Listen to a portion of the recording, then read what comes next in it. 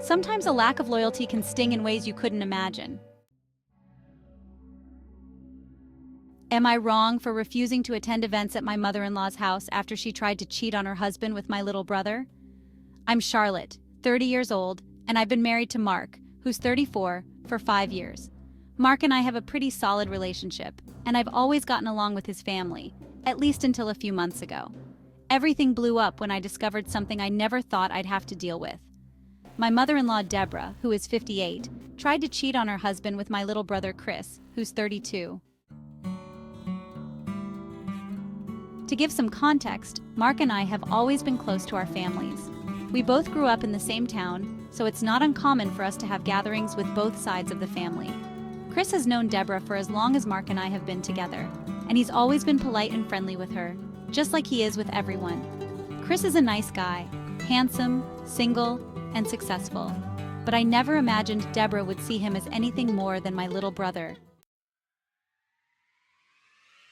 It all started during a family barbecue at Deborah's house. Mark and I were mingling with everyone, and I noticed that Deborah was spending an unusual amount of time talking to Chris. At first, I didn't think much of it.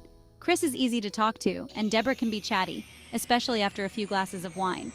But as the day went on, I started noticing more. She was laughing a little too loudly at his jokes, touching his arm when she spoke to him, and giving him these lingering looks that made me uncomfortable. I mentioned it to Mark, who brushed it off as me being paranoid. "She's just being friendly," he said. I tried to convince myself that he was right, that I was just reading too much into it, but something in my gut told me otherwise. A few weeks later, Chris called me, sounding really awkward and uncomfortable. He told me that Deborah had been texting him. At first, just casual things, asking how he was doing or talking about family stuff. But then the messages got more personal.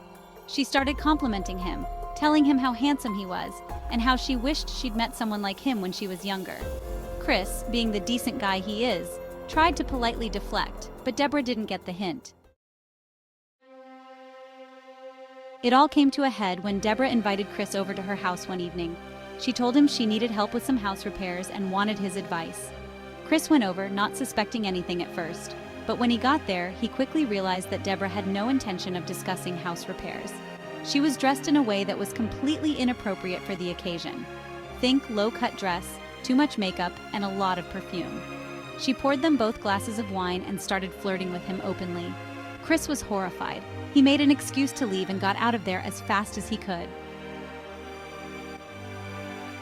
After that, Chris blocked her number and called me to tell me everything. I was furious. Not only was Deborah making my brother incredibly uncomfortable, but she was also betraying her husband, Mark's dad, John, who is one of the sweetest men I've ever met. The whole situation made me sick to my stomach. I immediately told Mark what had happened. At first, he was in disbelief, thinking there had to be some misunderstanding. But when Chris showed him the messages and described what had happened, Mark couldn't deny it anymore. He was devastated. He confronted Deborah, who at first tried to play it off as a joke, saying she was just having a little fun, and that Chris misunderstood her intentions. But when Mark pressed her, she admitted that she had been feeling lonely and wanted some attention. She claimed it was a harmless flirtation, and begged Mark not to tell his dad. This put Mark in an incredibly difficult position. He was disgusted with his mother, but didn't want to blow up his parents' marriage, especially since his dad had no idea. We both agreed that for the sake of the family, we wouldn't tell anyone else, especially not John. But I couldn't bring myself to see Deborah the same way ever again. Since then, I've refused to attend any events at Deborah's house. I just can't stomach the thought of being around her, pretending everything is normal when she crossed such a huge line. I feel betrayed, not only for myself, but for my brother and for John, who's completely in the dark.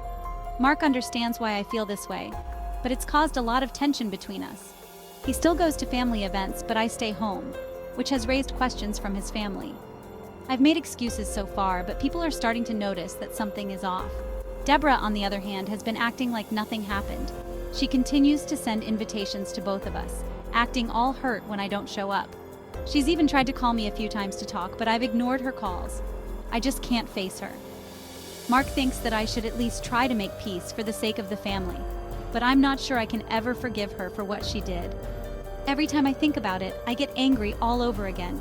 I know this is affecting my marriage. Mark is caught in the middle, trying to keep the peace with his mom while also understanding why I'm so upset. He's not pressuring me to go, but I can tell it bothers him that I'm so adamant about staying away.